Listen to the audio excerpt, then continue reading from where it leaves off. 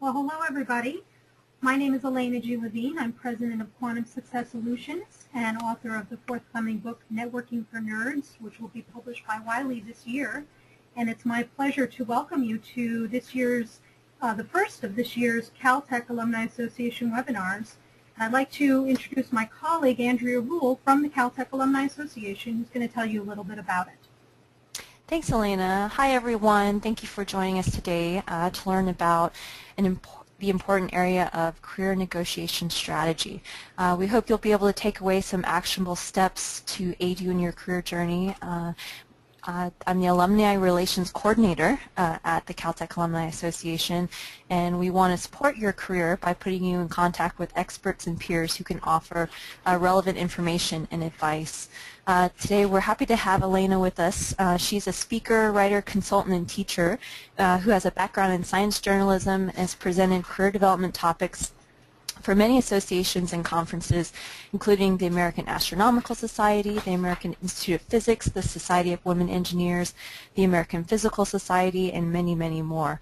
Thank you, Alaina, and I will hand it back over to you. Thank you so much, Andrea. So everybody, today we're going to be talking about negotiation strategy and tactics, a couple of quick housekeeping issues. First of all, if you have any trouble seeing the slides or hearing me throughout the presentation, simply log out and log back into your system. You'll also note that in the console on the side of your computer screen, there is a questions window, and you can type your questions in there. And I will be answering questions at the end of our webinar today. So just type your questions in there and we'll get to them at the end, I promise.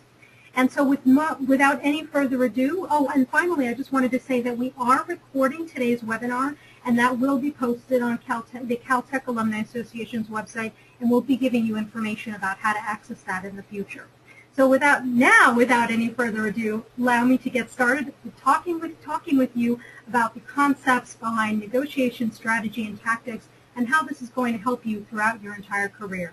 So what our goals are for today is we're going to be discussing the elements of a successful negotiation.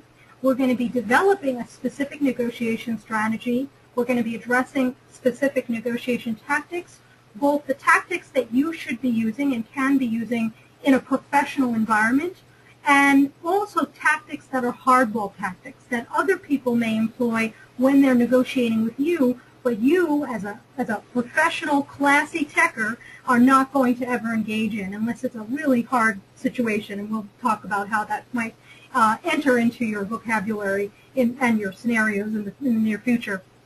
And then we're also going to discuss the role of both verbal and nonverbal communication in the negotiation. So as we begin, allow me to tell you a little bit about my philosophy associated with negotiation. For today's webinar, we're going to be focusing on compensation packages and the negotiation behind getting you the most amount of money that you are worth for the position that you're interested in terms of the entire compensation package, which includes the salary. That's going to be the case study that we're going to be using as we approach negotiation for today. But I want to emphasize that the skills that you gain in negotiating for a compensation package are applicable to any other type of negotiation that you do, and vice versa. The skills that you gain in negotiating for free Wi-Fi at a hotel, or an upgrade on the airplane, or with your kid to put his sneakers on so that they'll go outside and play, all can help you be a better negotiator when it comes to the high-stakes negotiation realm of compensation and salary packages.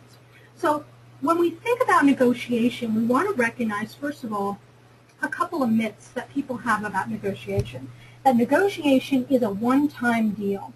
And you know what? It's not. Negotiation is actually a process. There's an entire spectrum that takes place when you're negotiating. And the negotiation in particular for a compensation package, actually began a long time before you actually sat down with that person and they've offered you the job and they've given you a written or verbal offer of how much they're going to pay you and how they're going to compensate you for that particular position. It began a lot longer before that. In fact, one could even extrapolate and say that the negotiation began when you were doing the interview. You could even extrapolate it beyond that and say the negotiation began when you had your first point of contact or first interaction with somebody from that organization. And if you want to go even further, we can extrapolate back and say that the negotiation began when you first became a contributor to your community. So what I mean by that is as you started building your name and your reputation and your brand, which is simply your promise of value, within your community, within your industry, within your discipline, people start to get to know you. They're making judgments, they're making decisions, they're guessing and deciding what your attitude is and what you can do for them and how you could potentially help them. That is already the start of the negotiation. So because we think about the negotiation as this long process that started with our first point of contact, where first impressions were made and continues all the way to the point where we actually do start exchanging this, an offer. Well, I'll take this, what about that, which I'm going to get to in more detail in a few moments. That is important to remember because then we can set ourselves up for successful negotiations with the idea that we're negotiating well beyond, way in the past before we actually sat down to negotiate. And it actually can create a good frame of mind for both parties if you also approach it in that regard. Now, negotiation, a lot of people think negotiation is about seizing the upper hand. I'm trying to get something from you. I'm trying to put something on over you. Some people think about networking when we talk about networking, that networking is a sleazy affair, that it's like selling a used car, a lemon, trying to get something from somebody. But networking and negotiation are very similar in that it's not about me trying to get something from you or pull the wool over your eyes and trick you or scam you into giving me something. It's not. It is about, both networking and negotiation are about building win-win partnerships, mutually beneficial relationships that will provide value to both parties. And that value is what we're going to talk about today. How to identify what your value is that you provide the other party, and what value it is that they're providing the other party. And a lot of people think that if you do negotiation right, you'll get what you want, and if you do it right, you'll definitely get what you need. And what I want to just emphasize here is that no matter how great a negotiator you are, you could be a master negotiator and have been negotiating for many, many years in many, many different types of environments, there still are going to be factors that are going to impact you and the finality of the offer that you're dealing with that might not get you what you want or what you need, which are so oftentimes two different things, which we'll go into. I want to just take a moment to talk to you about value points, because this is very important, and what I mean by value exchange. We're looking at a negotiation, right? It's a process. We're looking at a negotiation of building a mutually beneficial relationship with the other party where I'm providing value and you're providing me value. And so the idea is, how do people view value? And so here's an example, and I want you to think about it this way. I am a huge nerd, and that's probably why I'm so excited today to be with you guys, because I know all of you are nerds as well, at least in your hearts you are. So when you, and just like me, when Star Trek movies come out, you know that I am going to be there on opening night at midnight. I'm going to pay the premium price to buy the ticket for the Star Trek movie. I'm going to pay the extra to see it in the HD theater, maybe in the IMAX theater, 3D, whatever it is. I'm going to be paying the premium. I don't care if I'm in a room filled with smelly people, stuffed to the gills with people who haven't taken showers. It doesn't matter. I'm going to be there. And I don't care that I'm going to also be spending, $10 for popcorn and $30 for a Coca-Cola. All those costs, plus the time involved, right, because I'm going to be lining up 2 hours in advance because that's part of the fun for me. All those costs, the time that I'm exchanging and the money that I'm exchanging to see this Star Trek movie is a valuable exchange for me. In other words, I'm paying money and I'm paying time, a lot of it, to see this movie and this experience. And in return, what I'm getting is the experience. That experience is very valuable to me. So for me, even though it's expensive, relatively speaking, for a theater ticket, and the time-wise that it requires me to invest is longer than I might do for another movie or another type of experience, it is a worthwhile endeavor for me, and therefore it's a very valuable exchange from my point of view, even if and then from the movie theater's point of view, they're getting value too because I'm willing to pay the extra money and put up with the extra time and the extra smell factor. Now, some of you, and I know many of you in the audience would agree that that is definitely a valuable exchange. Some of you would not. Some of you are not Star Trek fans, and that's okay. I'm not going to be too upset about that. But there are also people in the world, which you may be aware of, that like Justin Bieber movies. Yes, I know it's surprising. You wouldn't expect it, but there are people who actually like Justin Bieber movies. They are believers, okay? And so for them to go see a Justin Bieber movie on opening day with a bunch of screaming 13-year-old girls and spend a premium on it is also a valuable exchange for them. That is a happy moment for them. But for me, for Alaina, who likes to talk in the third person occasionally, I would not be happy in that environment. I am an anti-believer, and that would not be a valuable exchange for me. They should be paying me to go see a Justin Bieber movie, and quite frankly, I don't think they could pay me enough to make it a valuable exchange for me and the time that I would have to invest to go see that movie and the experience of sitting in that theater. So I wanted you to get a sense of the fact that people, individuals, see value exchanges in different ways. Some people see it as something, some people see X as being valuable and being worth the extra time, the extra money, whatever it is, and some people don't. And then the other people, they see Y as being valuable and being worth the extra time and money, and other people don't. And that's what you're going to find when you're applying for jobs and when you're negotiating for compensation packages. What you find to be valuable in the job and what they're willing to pay you for the job hopefully would be a win-win exchange. In other words, they're giving you what you think you're worth, and you're giving them what they think you would be able to provide. That's an asset. But sometimes you don't find that. And that's where the negotiation tactics really come in. So you're negotiating every single day. In fact, you negotiated today probably 10 times that you didn't even think about. And you know what? I am negotiating with you right now. I'm negotiating for your time. I'm hoping that you stay on this webinar and you enjoy it, and that it is a good investment of your time, that you will stick with it till the end. So you're negotiating every day, and so the idea is, since we want to practice and prepare for high-stake scenarios where we're negotiating for money, for salaries and compensation packages or houses or whatever it is, you can practice in low-stake scenarios. So one of the things that I do quite often is when I travel a lot because I'm a speaker and I go to a lot of conferences. I always ask for Wi-Fi, free Wi-Fi, at the hotel that I'm staying for, whether they say outright they're going to provide it or not. And then I negotiate for it. If they say we're not providing it, I negotiate for it.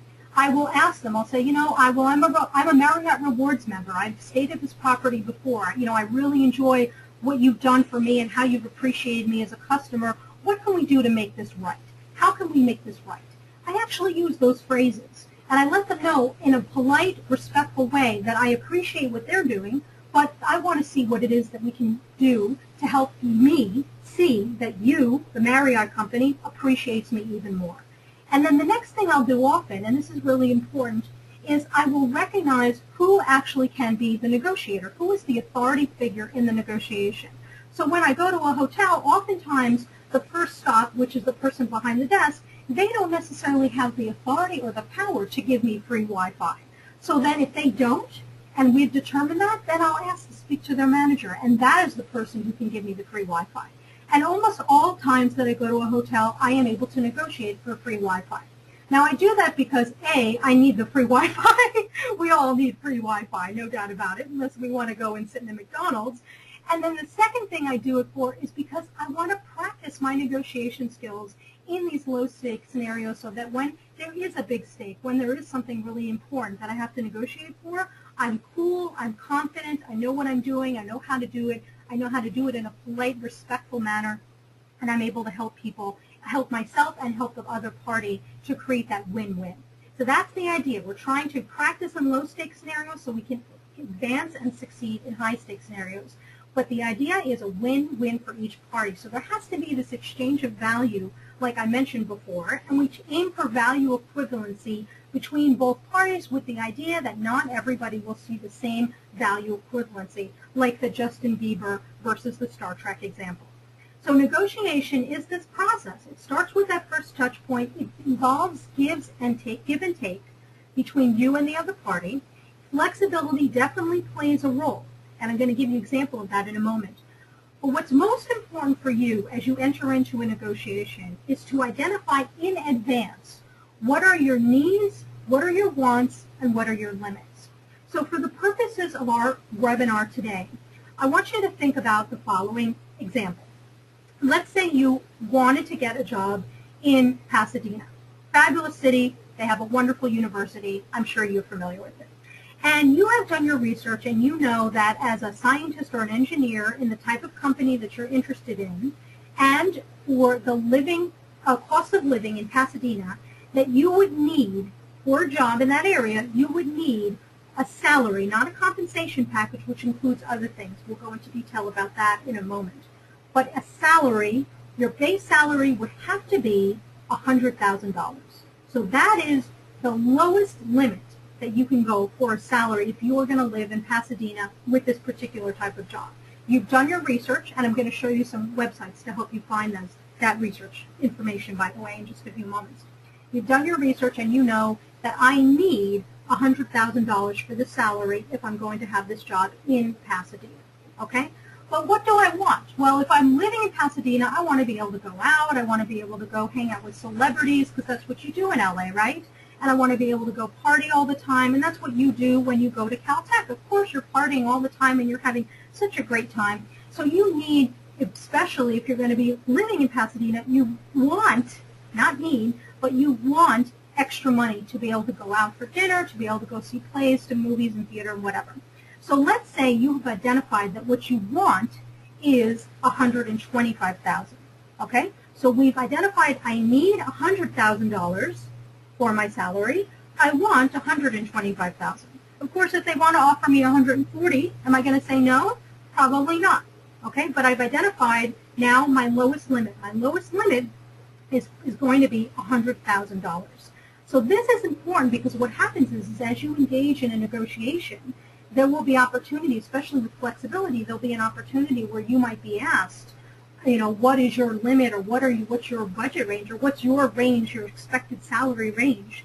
And when you're pushed for this information, and I'm going to tell you how to avoid that for a couple of different steps. But if you finally have to answer that question, now you'll be able to answer it with this knowledge that the lowest limit would have to be $100,000. But here's the caveat, right? If you need $100,000, and we know with negotiation that there involves back and forth and flexibility, we might actually tell the person that we're negotiating with that our lowest limit is not $100,000. We might actually increase that. We might say that our lowest limit is $105,000 or $107,000, because that gives us, if there is a possibility that they need to go lower, then they can go lower and they'll still be above your needed range, your needed number of $100,000. So this is really important. We need $100,000. We can always go higher, but we can't necessarily go lower. So we start higher so that we can go lower later if we need to. I hope that's clear. Now we're going to be professional. We're going to be respectful. Professionalism is simply showing that you're serious about your craft in all ways, in every way, in everything that you do, and what you say and how you say it. And since every negotiation builds on the previous, this is why a win-win is so important. This is also why it's so important to be professional in every single negotiation that you have. Now, even with all of these ideas that you have about what your needs, your wants, and your limits are, and the ability to be flexible, you won't necessarily have all the information from the other party to necessarily have 100% knowledge of how to go forward. And I want to give you a quick example of this. This is a true story that happened to me. This is a great example of flexibility and knowing needs and wants and limits, and also really understanding for myself what is valuable for me. So I'm a science writer, and I had reached out to, a few years ago, I had reached out to a government agency, somebody I knew at that government agency, and let them know that I had been at the University of Arizona. I was leaving the University of Arizona. I was going to be doing my company, Quantum Success Solutions, full-time, and I wanted to let them know that I am available if they need somebody to write for their agency. I'd love to work with them. I'd love to be a part of their team. Maybe we could have a conversation about it.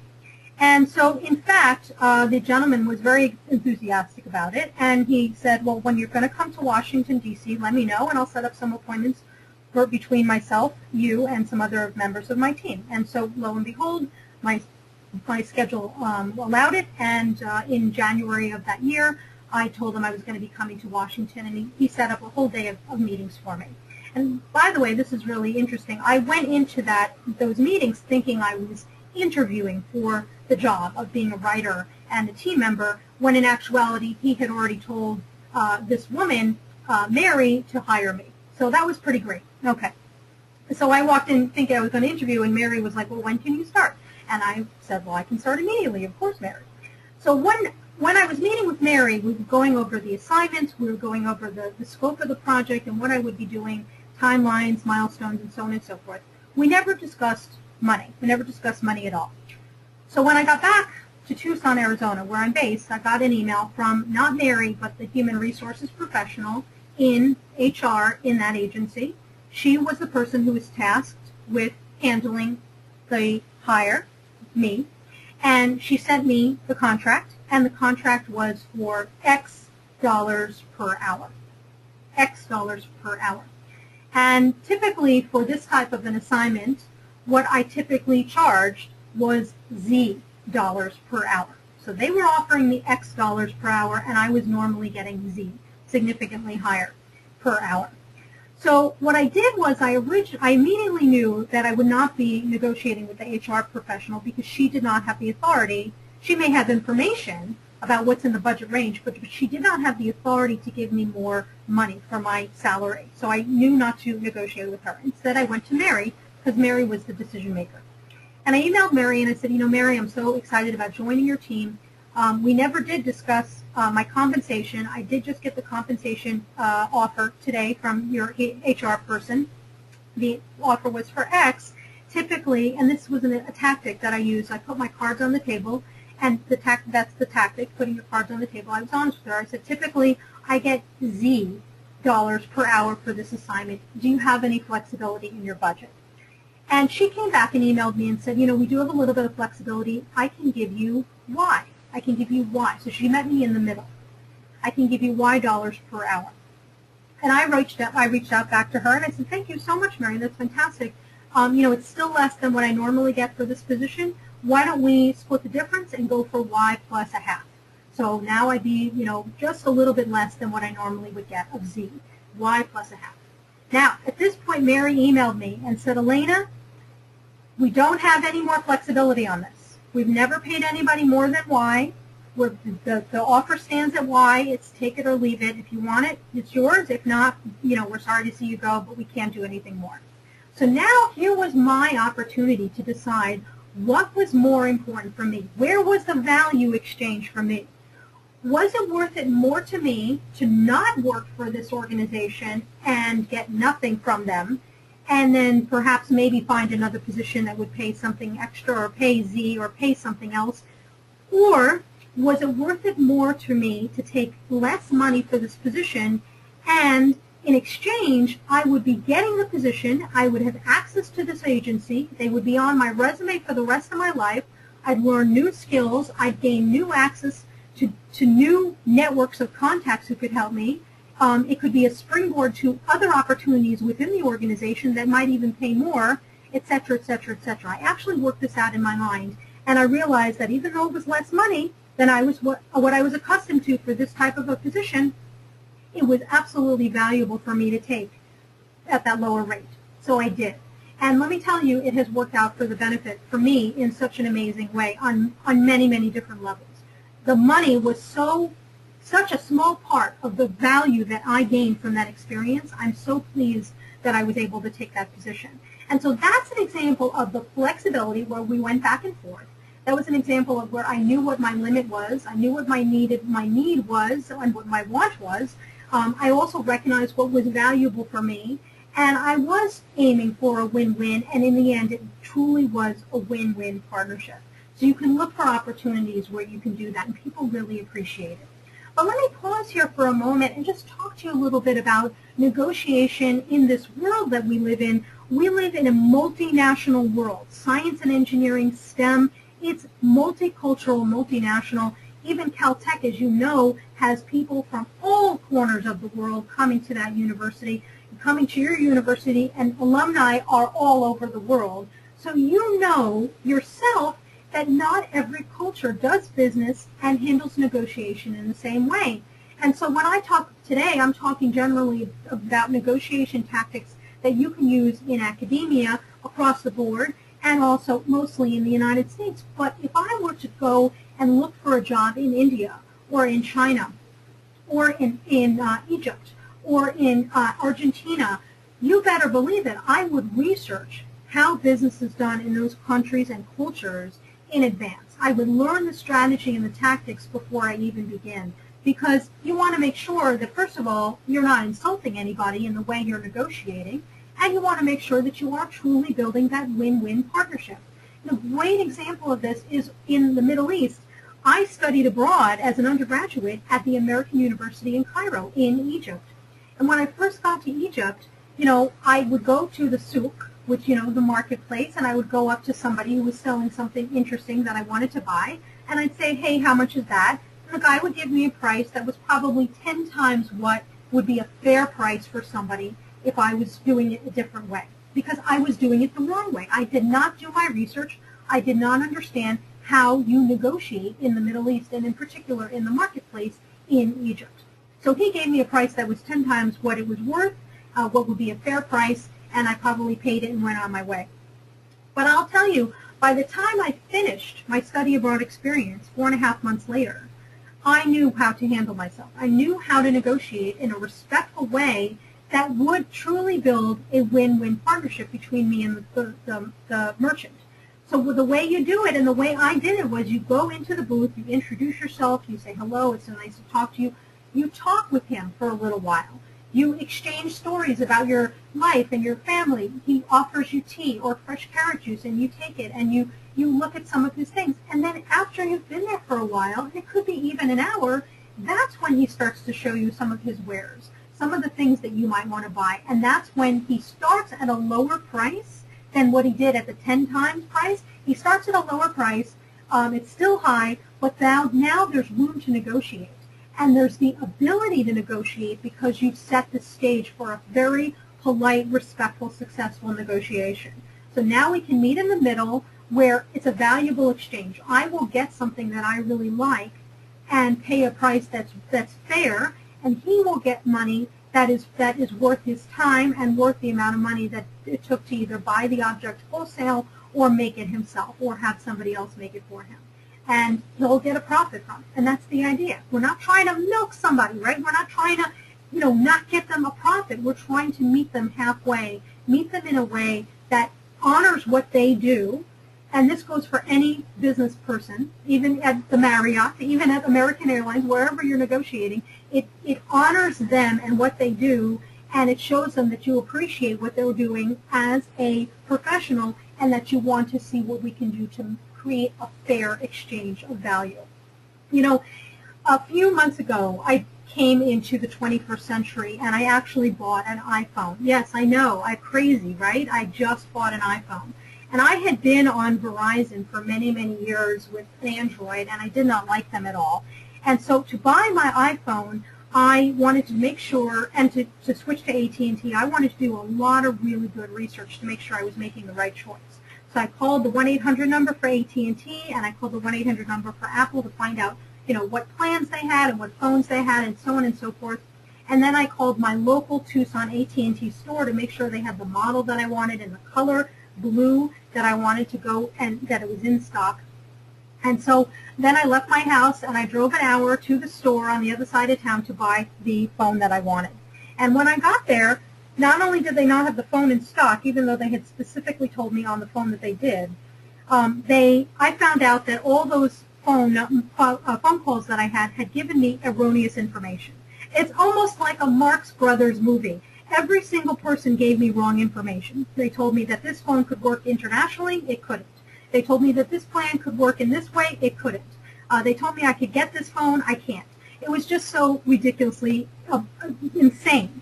And so when I showed up as a new customer, never having been to AT&T, I was already increasingly like not even increasingly, I was over the top frustrated.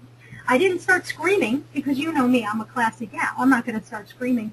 But I did say to the salesperson, I told them exactly what I just told you, that I had gotten all this information. It turned out to be wrong. And final piece of the puzzle, the phone I wanted, which I was told on the phone was in existence at this place, was not. I said, what can we do about this? Can I talk to your manager? Because I knew that this person, the salesperson, was not the authority figure. She would not have the authority to negotiate. So she brings over the manager, and this is what I actually said to him, and this is a tactic that you can use. I wouldn't use these words in a job interview, on a job negotiation, but this is what I said. I said, look, I'm very unhappy with my current plan. I don't like my phone. I don't like the company that I'm with. I'm very excited about joining AT&T and getting an iPhone. This is my first interaction with your company. But I've had all these frustrations so far.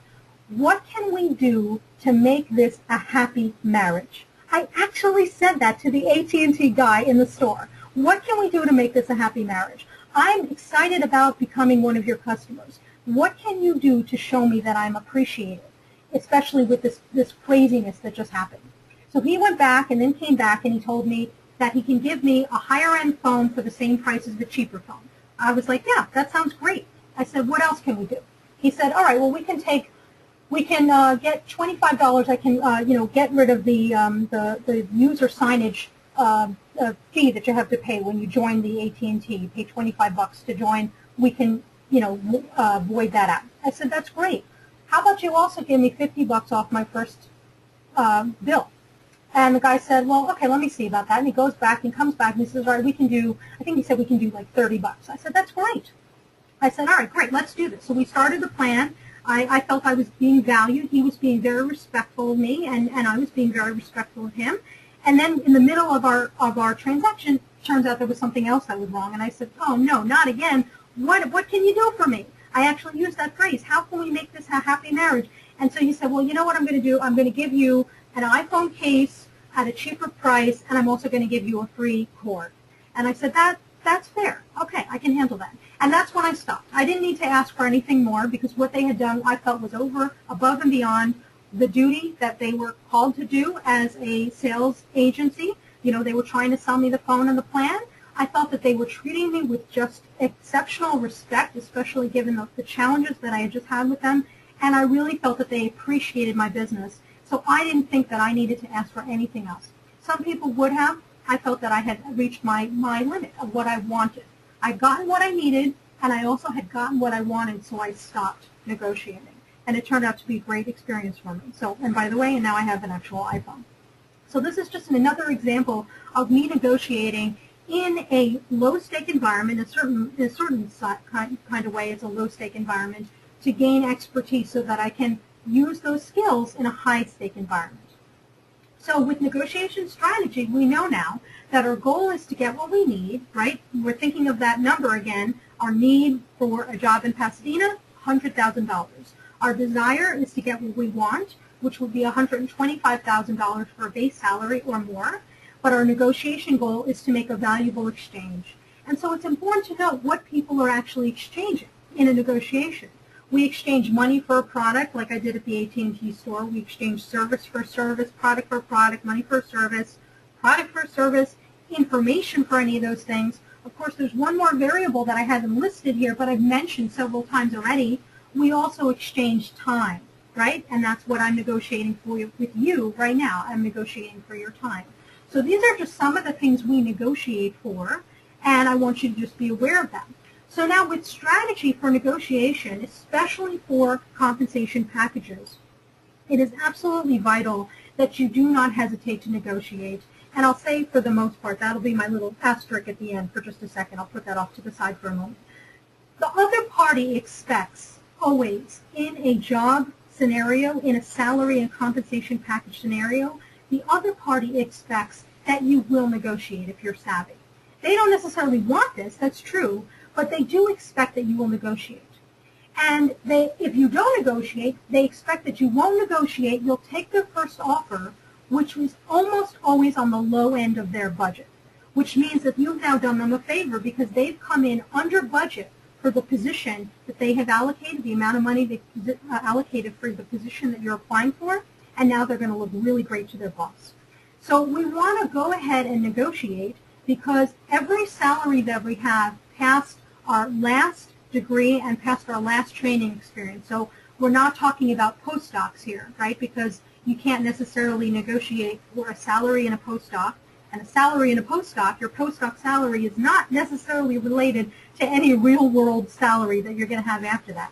So when I say the first salary, what I mean is the first salary after either your last degree or your last training experience, i.e. your last postdoc. Your first salary for your first real-world job is going to determine the salaries that you have for the rest of your life. So you have to negotiate from the start, and you have to negotiate right from the start. And now here's where I say, for the most part, you should not hesitate to negotiate. Because again, first of all, in certain cultures, you wouldn't necessarily negotiate. There would be a point where you'd stop negotiating.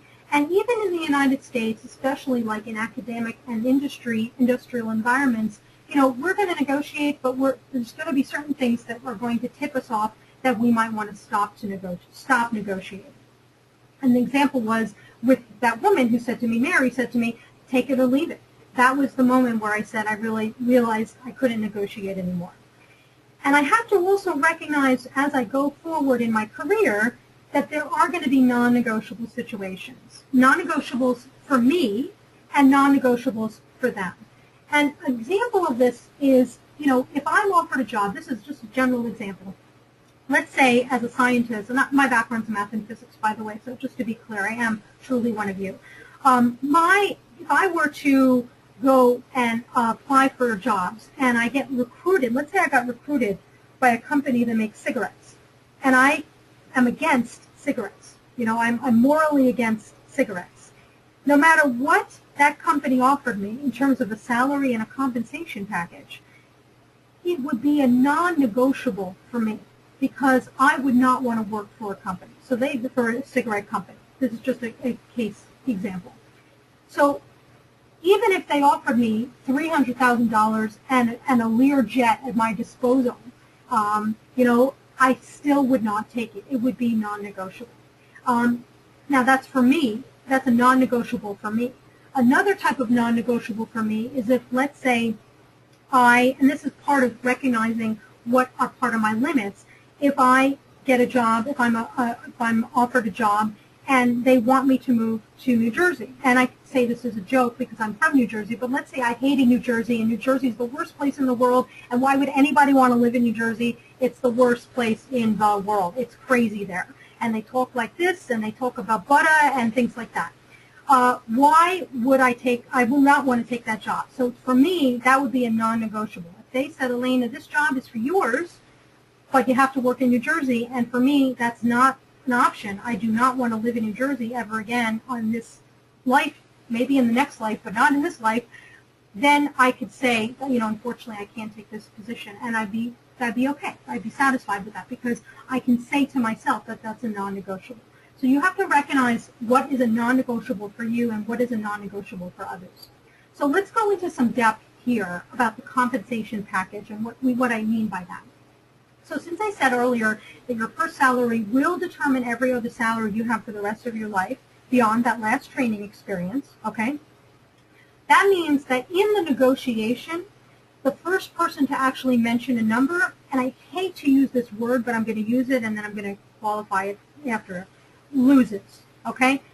What I mean by that, and you kind of got this already because I kind of touched on this, if they said, Alaina, what's your salary range? And I said, well, my salary range is $100,000 to $125,000. Remember, I need 100. I need 100,000. If I say my salary range, my expected salary range is 100,000 to 125, and they say, okay, well, we can offer you 95. We can offer you 90. Now, what I've done is I've set the bar low. I've set the bar so that they can actually go lower, way lower than what my original salary number was. And you know what? They might have been thinking that the salary was worth 110 to 130. And I said 100,000, so they might say, well, why don't we do 95? And then I say, well, maybe we could do, 100 because that's what I know what I need. I've now saved them at least $10,000. So the first person to mention the money, the number, can often shoot themselves in the foot. So we don't want to do that. We want to delay as much as possible mentioning a number so that we can make sure we get what we need in the end. So we're not going to reveal our salary. We're going to give a range of push. And now I'm going to go through exactly how you respond to each one of those. And I'm also going to talk to you how you would handle this question if you were asked it when you're applying for a job on a website that does not allow you to write NA, not applicable, in the number section, right? You're applying for a job and they say expected salary or current salary or anything of that nature. They need a number and you have to put a number. I'm going to tell you how to handle that in a moment.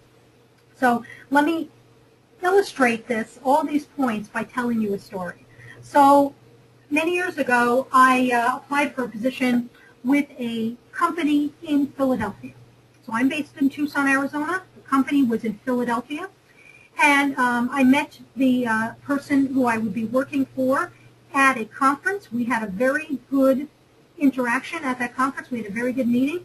And after I came back from the conference, I got an email, again, from the human resources professional in his company offering to fly me out for a formal interview to Philadelphia. Okay, so on the phone, the human resources professional, as we're going over the logistics of the interview and things like that, she asked me, Alaina, what is your expected salary? And this was my first tactic, and this should be your first tactic. You know, at this point, I'm just really excited about this position, and I want to learn more about it to make sure I'm a good fit. So I'm not really thinking about the money part at this point. So that's tactic number one. Don't answer and tell them what you're really excited about, which is the job. You're not thinking about the money. So in this case, she did not respond to that. She responded in a sense, or she didn't accept that, I should say. She pushed me, and she said, Alaina, no, come on, seriously, what is your salary, expected salary? So then I did tactic number two. I asked her, what is your range for this position? What is your range for this position? I asked her what her range was, okay? And guess what? At this point, she answered. So tactic number two, I turned the question back around to them. What's your range for this position? What's the range of budget that you have specified for this opportunity? I asked her that. In this case, she answered. And what she answered was a range that was basically hovering around the number X, okay? So she said it was hovering around the number X. But I knew, having done my research, that in Philadelphia dollars, and I'm going to show you this in just a moment. In fact, why don't I just, yeah, this is it. This is what I wanted to show you. When you're negotiating for compensation packages and for salaries, it's very, very important. It's absolutely critical that you talk and speak in their language. You use their conversion, their dollars, for the city, the place that you want to be working in. In other words, I'm not going to negotiate based on the salary that I have in Tucson, because the cost of living in Tucson is so much lower than it is in Philadelphia. The salary that I have in Tucson right now is going to be much lower than the salary that I would have in Philadelphia. I have to convert the amount of money that I make in Tucson dollars to Philadelphia dollars if I'm going to be negotiating for a job in Philadelphia. It's absolutely critical that you do that conversion. So no matter where you are in the world, you can do a salary conversion to find out what it is that you're worth and what positions would be paying in Pasadena, in San Francisco, in in Beijing, in Munich, in London, in Cairo, in Princeton, New Jersey. Whatever it is, you need to do that conversion. That is a really important tactic for you to take because it gives you all the information. You need to be educated. You need to know everything that's going on in terms of the salary negotiation, and you have to talk in their dollars. You can't talk in your own, otherwise you could be, quite honestly, cheating yourself out of what you're actually worth in that market. So I'm going to show you more about this in a moment, but going back to my salary range business. So I asked this woman, what is your salary range for this position? And she said it's X. And I knew that in Tucson dollars, in Philadelphia dollars, and I knew that in Philadelphia dollars, I was worth X plus 7. She offered me X, and I knew in Philadelphia dollars I was worth X plus 7. And in fact, if you didn't even do the conversion, I was making X minus 4 in Tucson. So in Tucson I was making X minus 4. In Philadelphia, if I didn't do the conversion, I would be making X minus 4. And then when I did the and then when she asked me what the range was, she offered me a position at X, which would have been lower than what I was making, which was the conversion from X minus 4 to Philadelphia dollars was X plus 7. So I hope you're following here. In other words, I was worth a lot more in the Philadelphia market, but she was starting at a range that was lower than what I was being paid in Tucson dollars. And what she was offering me was a position that not only did I not, a salary not only did I not want, but I couldn't even use. It wasn't even something I needed. In other words, it was below the limit of what I needed if I was going to live in Philadelphia. So at that point, I also put my cards on the table, and I stopped the negotiation. I said, well, let me be honest with you here. You're offering me X, but right now in Philadelphia dollars, I make more than X, and I make much more than X, and I would have to, I'd have to make much more than that if you would want me to come out to do this position. Is there any flexibility in this? And she knew, I knew in this case that she knew the answer to that. The answer was no. And so I politely declined the offer to go to interview because I knew that it was going to be going nowhere. And I reached out to the decision maker and I told him, I appreciate this, thank you very much, but unfortunately I'm not going to be able to take this opportunity because of the lower pay. It's just, I physically would not be able to live there on this salary. And he understood, and we stayed in contact, and we actually ended up being collaborators years later. But this is an example of what you can do if you're asked about your salary. So the first thing is you turn it and you say, I'm excited about the job. The second response, no, come on, Alaina, we want to know what's your salary, what your expected salary. You turn it around, you ask them what their budget is. If they persist, then you give your own range. You give your own range based on the total compensation package. Based on the total compensation package. And the total compensation package includes all of these things here. So a compensation package includes your salary. It includes the costs of potential hard benefits that you could get in that position, such as health insurance, dental insurance, a retirement plan like a 401k or an IRA. It could include soft benefits like professional development opportunities or flex time. It could include the cost of special tools like a cell phone or a laptop, or one-time perks like moving expenses, student loan repayment, or a signing bonus. So you can actually negotiate for all these things. I'm going to come back to this, but this is all part of the compensation package. I'm going to come back to that slide in a moment. So when you give the range, what you're doing is you're giving them the range, your actual range, but you're giving them not the salary of the $100,000, you're giving them the salary plus all of the benefits. You've done the calculations and you figure out how much all those benefits are worth, and then you give them that, that's the range. So if they said to me, Alaina, what's your salary range or what's your expected range, your compensation range, I would say my expected compensation package range is somewhere between 140 to 160 for the total compensation, including benefits and salary and bonuses. So I'd be very honest. I'd say what it was. I wouldn't say that this is just for my salary. I would say it's for the total compensation package. And then, excuse me, if they insisted on me going back to the salary, right, paring it down and going back, removing all the benefits and coming back down to the salary, then I'm going to give them the range and I'm going to translate that money, like we've been talking about. I'm going to convert that money into the local compensation money. So I'm not going to be talking in Tucson dollars anymore. I'm going to be only talking in Philadelphia dollars if the job is in Philadelphia. And I'm going to try and start at a higher number. I need 100,000, so I'm going to try and start at a little bit higher than that. Probably my salary range, expected salary range, would be 110 to maybe 130 or 135, depending on the scenario and the person that I'm interacting with, because I can always go lower. I can always go lower than 110. They can always go higher, And I can always go higher too, but I can't go any lower than 100. It's my limit.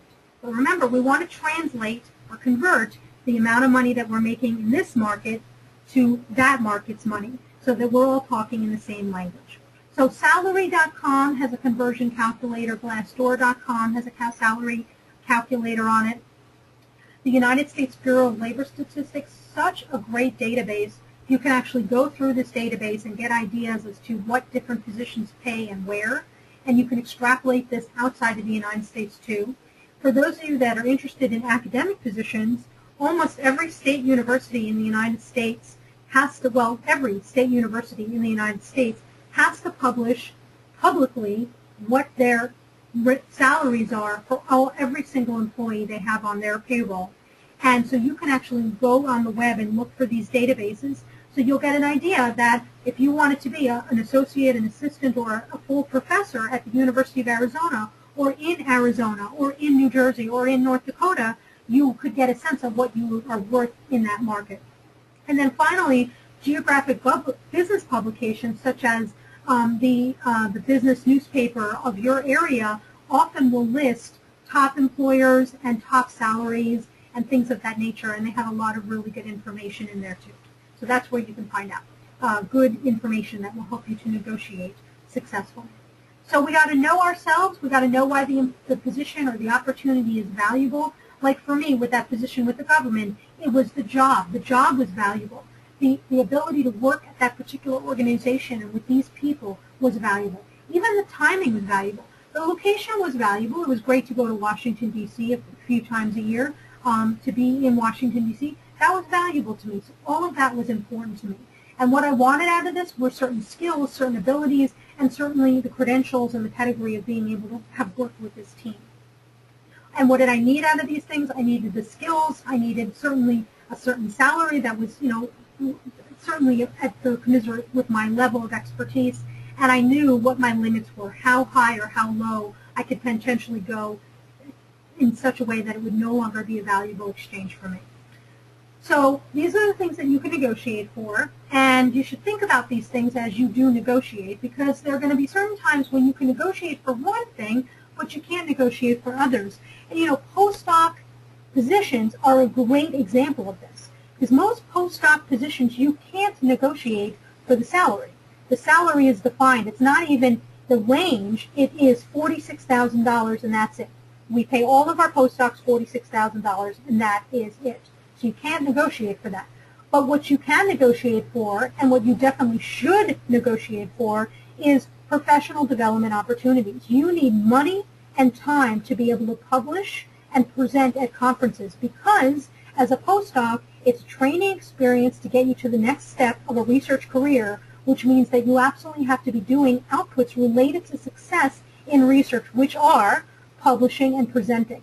So if they are not willing to offer that to you in writing, in the part of the negotiation, as part of the compensation package, if they'll say, we can talk about you going to conferences later, we can talk about you writing papers later, this might give you a clue that this might not be somebody that you want to work for, because if they're not willing to actually put it in writing and discuss it right now, then and they're wishy-washy about it now, then you might not get it, and then the postdoc will turn out to be not something that you can utilize to move you to the next phase of your career. So that's just an example. The postdoc is just an example, because every job that you take from now on will have specific needs associated with it. Things that you have to do that produce outputs that show you are being productive according to the success metrics of that particular industry and organization. And if you're not given the opportunity to produce those metrics or to reach those metrics, and you're not able to negotiate for them, then you're going to end up losing in the position. So you have to speak up. You have to ask for those things. You also have to know, not only do you want to know about yourself, but you want to know with whom you are negotiating. What do they want and what do they need out of the process? Great example of this in academic circles, right? You're applying for a professorship. What do they need out of it? Do they need you personally because you have an expertise in this particular area of geophysics so that you can teach this particular class of geophysics that we absolutely have to teach this semester? Do they need you because you are available right now as opposed to a year from now when, faculty searches often take a year, but you can do this, next week you could start? What do they need? Or is it more that they're interested in somebody who has a general interest in teaching, a general interest in service, a general interest in undergraduate education, and not necessarily a focus on doing research? Knowing these things are very useful, and some of these things you can find out, particularly in the academic job search market, through the academic job rumor mill websites. So many different disciplines, for example, astronomy and physics and different subdisciplines of physics, have rumor mill websites which actually tell what are the positions that are open, who have been on the short list, and who was offered the position. Sometimes they even list out the salary and compensation packages so you can know this. This is very useful for you in doing your research to find out who your competition is. So recognize and do your research to find out what is the state of the industry, the organization, the region, the economy, who has the decision-making power of the other party, what other elements are driving this decision. And you can think about it this way, in some cases, let's say it's a big company, you've done your research and you found out they just laid off 6,000 workers.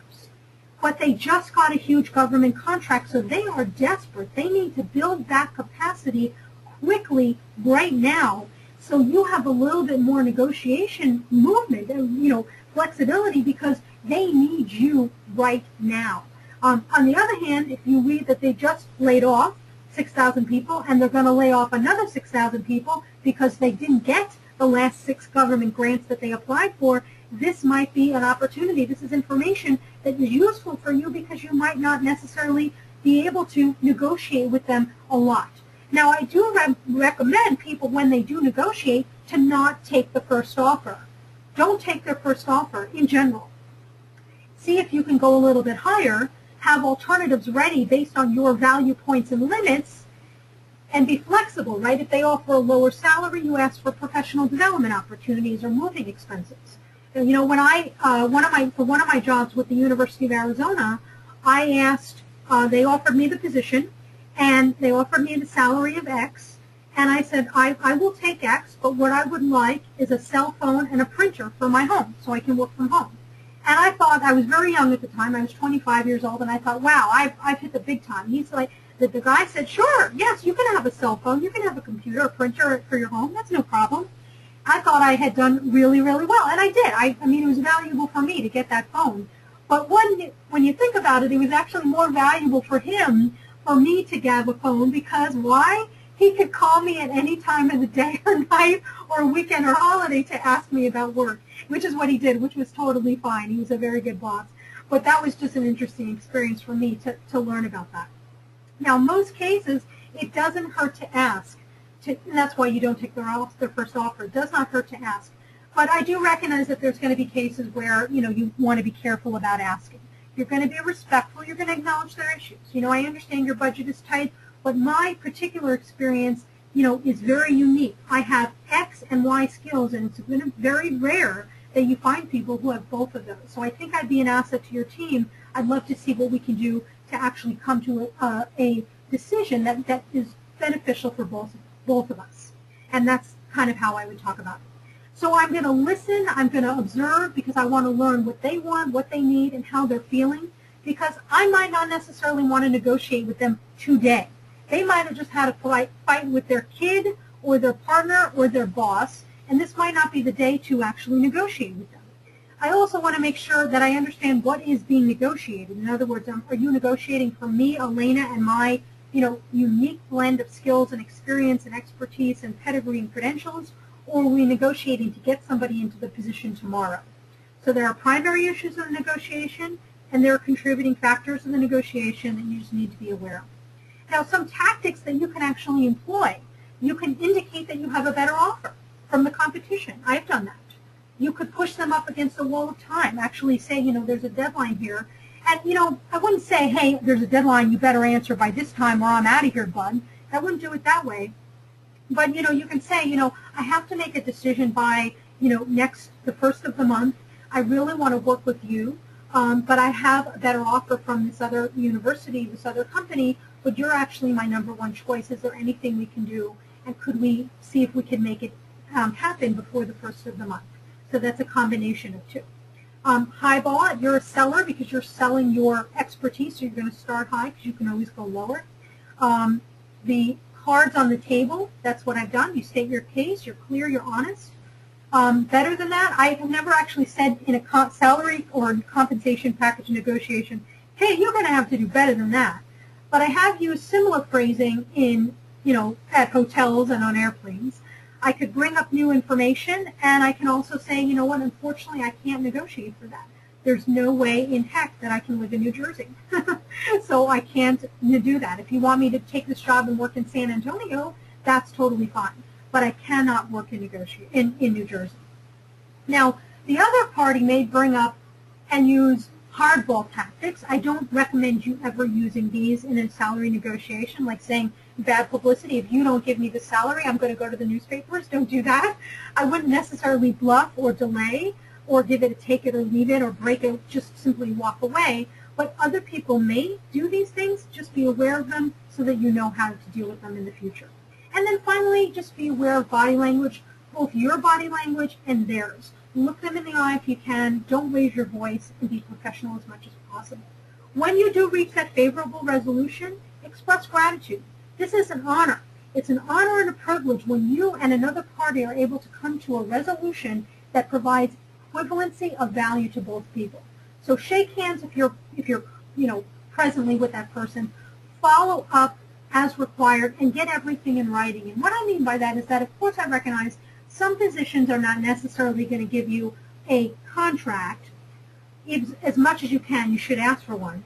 But if you can't, what you can do is you can send them a follow-up email in writing describing what it is that you discussed and what you agreed upon, every single point, so that just in case they decide to renege on the deal later or they forget that they promised you those things, you'll have the paper trail of you saying this is what we discussed to confirm, this is what you'll be providing, etc., etc., etc.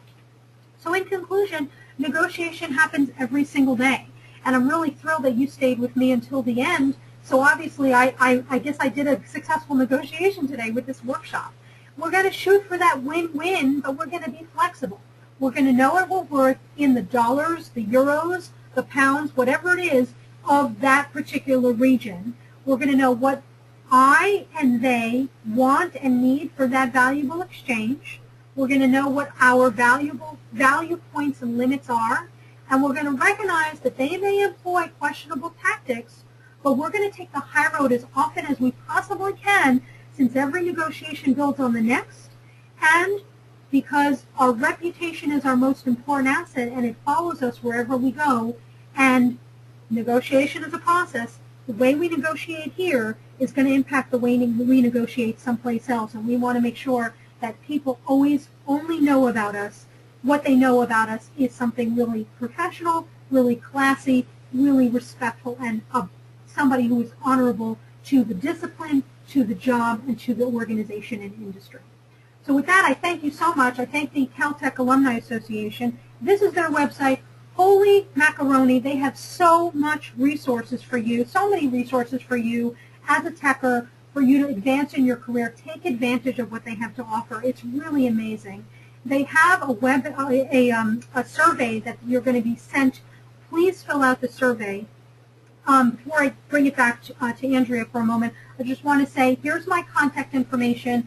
Please, let's connect on Facebook. Let's connect on Twitter. Let's connect on LinkedIn. Join my LinkedIn group, Alaina's Alumni. I'm going to send you a free resume template as well. And my book, Networking for Nerds, which is all about you and all for you, is going to be coming out this year, so I hope you'll buy it.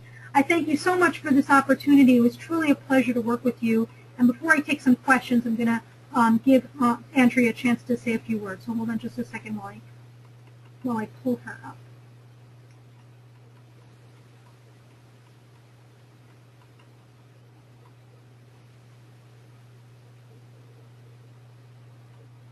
Okay, Andrea, the floor is yours. Thank you so much, Alaina. I really enjoyed that presentation. As Alaina mentioned, I'd encourage you to go to our website. I wanted to mention our LinkedIn group called Chat. That's Career Help Ask a Techer, and it is specifically, it's a subgroup of the main Caltech Alumni Association group, but it's filled with faculty, I'm sorry, not faculty, but alumni and students who want to converse around careers, and they're in that group because they're willing to talk to other Techer alumni about, career paths, about the company that they're at, about the steps they took to get to where they are, etc. So I'd encourage you to go on our website under careers and learn more about that group.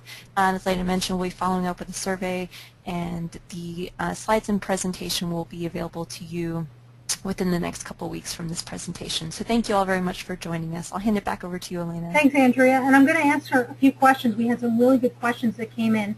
So the first question is, can you talk about the timing of when to negotiate compensation? I've been taught to delay talk of compensation as long as possible as the employer's interest in you increases as the interview process goes on. Thus, the candidate is in the strongest negotiating position when the offer is given. And in the weakest position during the initial phone screen. That is a great question, and that's a really important point. You hit the nail on the head there. You should negotiate at the end. So you don't negotiate at the beginning of the interview. They should get excited about you. They should learn about you in the interview, learn what it is that you can do for them, how you can solve problems better than anybody else, how you can propel this organization, this company, this team into a new direction and a novel direction that nobody else can do. They need to see that in the interview, absolutely. And it's only at the end when they start discussing compensation that you should actually begin the actual negotiation. And if they start at the beginning, you should try and delay. You should say, I am not in the position yet to negotiate because I haven't found out enough about the position to know what it is that I can do for you and how it is that I could potentially help you. So do delay it as much as possible. By the way, I did mention earlier that I was going to give you the answer to this following question. How to handle if you're applying for a job online and they ask on the web form that you're filling out for the job online, what is your expected salary range? If you have to give a salary, then what you're going to do is, having done your research of what you're worth in that market based on the U.S. The Bureau of Labor Statistics, based on Glassdoor.com, Salary.com, the salary calculators, and so on and so forth, you're going to actually give them the higher number, which is the compensation package. So the salary plus the benefits. That's the number that you should include on the web form if you're applying for a job. So that's what you should be including. Now, somebody else had another really good question. Let me just get rid of this really quickly. Okay. Another really good question is, recently I had recruiters who want a salary range right off the bat, and I've walked away from some interviews as a result. What are your thoughts about that? Another good question related to this one too. So, if they ask for a salary range right off the bat and you can't delay it, you try to delay it and they won't accept that, you have to give them a salary range. You can simply say, I'm flexible, but generally the range that I'm thinking about for my compensation is X to Y, and your X to Y should be the compensation package converted into their dollars. It's a tough scenario because sometimes you may actually have to walk away from the interview, and sometimes there's nothing you can do about that because they won't accept it. But it is a challenge, and what you have to do is just stick to your guns as much as possible. So somebody else asked a really interesting question also. How do you recommend you deal with people who do use the hardball tactics that I mentioned? So when they, try to push you up against, when they say that they're going to go against, let me pull it up, they're going to call the newspapers, or they're bluffing, or they're, doing delays to build up pressure, and they're doing it purposely. How do you handle that? Well, first thing you do is you be as professional as you possibly can. You don't engage in any, inappropriate language or inappropriate actions.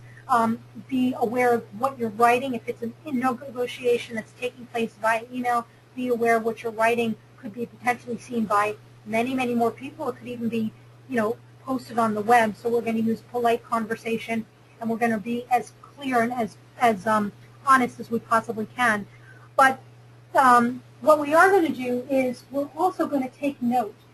If they are actually utilizing these hardball tactics, this might be a clue that this is not an employer that you want to work for.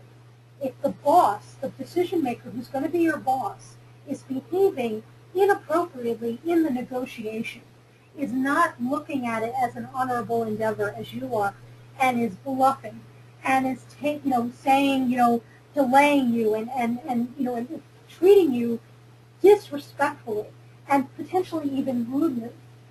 And it's clear that they're doing it in a rude fashion, that it's not just they're an idiot or they're not aware of certain norms or anything like that.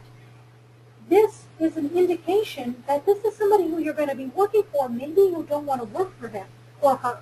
Maybe this is not the job for you. Maybe they have revealed their hand and they've shown you that this is not somebody that is going to be a good job, a good place for you, a good person for you to work for, or a place where you could potentially shine. So this is a very good thing for you just to keep aware of, that as you're going through the interview process, people will actually share with you what their true nature is in how they interact with you. And don't pull it under the rug. Don't ignore it. If they're engaging in hardball tactics that are inappropriate and disrespectful, this might be an indication that this is not somebody you would want to work for, that they could potentially make your life a misery. So I'm going to answer one more question, and then we'll see what we can do to answer questions later as well. So assuming that you've gone through a lengthy negotiation and got what you want, do you feel that you have to accept the position, or otherwise they'd be upset? Another really wonderful question, and I'm so glad you asked that. You are not wedded to this position. Until you sign the contract, you are not wedded to the job. So let's say you have gone through a lengthy negotiation, and let's say one of two scenarios happens. At the end of the negotiation, and let's say in both scenarios, they are willing, they've gone and you've asked for X and Y and Z plus 1, and they've given it to you all. They've given all what you've asked for, and it's really terrific. So now there's two options that happen. Number one, you take the position. And you're grateful, and this is terrific. But let's say the other option is you don't take the position. And let's say you don't take the position because of a personal issue. Maybe your partner is having a baby, and you have to take care of that situation. Or maybe your parent is ill, and so you have to move back to New Jersey to go and live with the parent. So you can't take the position because it's not going to be in New Jersey. If there's a scenario that causes you not to take the position, even after you've gone through a lengthy negotiation, the key is we don't want to burn bridges. So we want to be as honest as we possibly can, especially if we want to continue working with these people and we want to maintain a good reputation. So if it was a scenario where I wanted this position, I negotiated the heck out of it, I got everything I wanted, but in the very last minute I couldn't take it for reasons that had nothing to do with the job, I would tell that person, I would tell that company, that organization, that exact scenario. I am so sorry. I'm so appreciative of what you've done for me, but unfortunately, because of this family issue, I'm not going to be able to take the position. But I would like to help you. I'd like to help you find a candidate or help you with the interviewing process or help you promote the opportunity. So if there's anything I can do to assist you, please let me know. And also know that in the future, I would love to work with you. And unfortunately, the timing is such that I can't do it today at this time. Now, if you change your mind at the end, if at the end, after all of this, you realize, you know what, they gave you X, Y, Z, and Z plus 1, but hey, Harvard comes along, or not Harvard, but Caltech comes along and says, we want to hire you because you're awesome, and we're going to give you X and Y and Z plus 1 and Z plus 7 and Z, to the infinity, and it's just too good an offer. I mean, it's Caltech after all. It's too good an offer to pass up, even though you've been negotiating with this other university. You can still be honorable about it and say, you know what, I'm sorry, this was my number one choice, but unfortunately, I got this other offer from Caltech, and this is where I want to be at this time, and I can't turn it down. I'm very appreciative of you taking the time to go into this and all the effort that you put into trying to help me with this. and I wish I could take this position, but unfortunately I can't, and I'm very appreciative. Thank you so much, and I'd be happy to help you find a new person.